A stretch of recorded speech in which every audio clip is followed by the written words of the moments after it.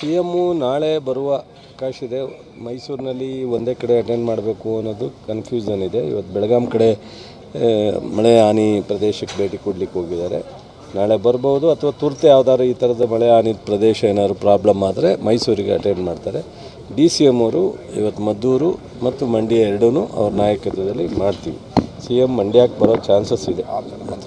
But 10 ಜನ ಮೇಲ್ ಮಂತ್ರಿಗಳು ಇಲ್ಲಿಗೆ ಬರ್ತಾರೆ. ಅಲ್ಲಿಗೂ ಇವತ್ತು ಬರ್ತಾರೆ. ಟೋಟಲಿ ಅಲ್ಲೂ ಒಂದು 7 ಜನ ಮಂತ್ರಿ ಇರ್ತಾರೆ, ಇಲ್ಲೂ ಒಂದು 10 ಜನ ಮಂತ್ರಿ ಇರ್ತಾರೆ.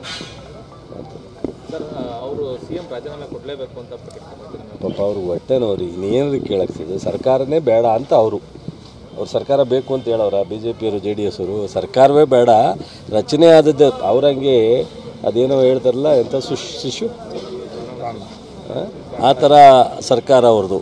ನಮ್ಮದು ಒರಿಜಿನಲ್ಲು 136 ಜನ ಆಶೀರ್ವಾದ ಮಾಡಿ ಸರ್ಕಾರ ರಚನೆ ಆಗಿರೋದು. ಇದನ್ನೇ ಸಹಿಸ್ಕೊಳ್ಳಲ್ಲ ಅಂದರೆ ಇನ್ನೆಂಥ ಪ್ರಜಾಪ್ರಭುತ್ವಕ್ಕೆ ಬೆಲೆ ಇಲ್ಲ, ಡೆಮಾಕ್ರಸಿಗೆ ಬೆಲೆ ಇಲ್ಲ. ಒಬ್ಬ ಕುಮಾರಸ್ವಾಮಿಯವರಾಗಲಿ, ಅಶೋಕ್ ಆಗಲಿ, ವಿಜೇಂದ್ರ ಆಗಲಿ, ಯಡಿಯೂರಪ್ಪನ ಆಗಲಿ ಅವರು ನಾಲಿಗೆ ಇಡ್ತಾ ಇಲ್ಲದಲ್ಲೇ ಮಾತಾಡ್ತಾ ಇದ್ದಾರೆ. ಒಂದು ಸರ್ಕಾರವನ್ನು ತೆಗಿತೀವಿ ಅನ್ನೋದೇ ದೊಡ್ಡ ಅಪರಾಧ. ಅದ್ರ ಮೇಲೇ ಅವ್ರನ್ನ ಕ್ರಿಮಿನಲ್ ಕೇಸ್ ಹಾಕಿ ಅವ್ರನ್ನ ಒಳಕಾಗ್ತದೆ. ಡೆಮಾಕ್ರಸಿನ ಕಗ್ಗೊಲೆ ಅಸ್ಥಿರತೆ ಕಗ್ಗೊಲೆ ಮಾಡ್ತಕ್ಕಂಥದ್ದು ಇದು ಭಾಳ ಮುಖ್ಯವಾದಂಥ ಇದು. ಯಾವಾಗಲೂ ಅವರು ನಮ್ಮ ಆಪಾದನೆ ಮಾಡಲಿ, ಈ ಯಾವುದಾದ್ರು ವಿಚಾರಗಳನ್ನ ಸಬ್ಜೆಕ್ಟ್ಗಳನ್ನ ತಗೊಳ್ಳಿ, ಅದು ಅಲ್ಟಿಮೇಟ್ ಏನಾಗುತ್ತೆ ಅದೊಂದು ಕಡೆ.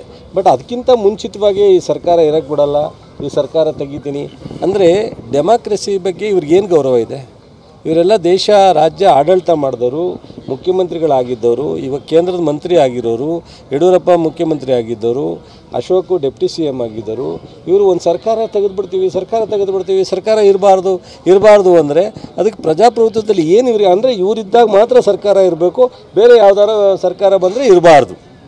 ಈ ನಿಲುವಿಗೆ ಇವರಿಗೆ ಒಂದು ಸಂವಿಧಾನದ ಬಗ್ಗೆ ಗೌರವ ಇಲ್ಲ, ಒಂದು ಪ್ರಜಾಪ್ರಭುತ್ವದ ಬಗ್ಗೆ ಗೌರವ ಇಲ್ಲ.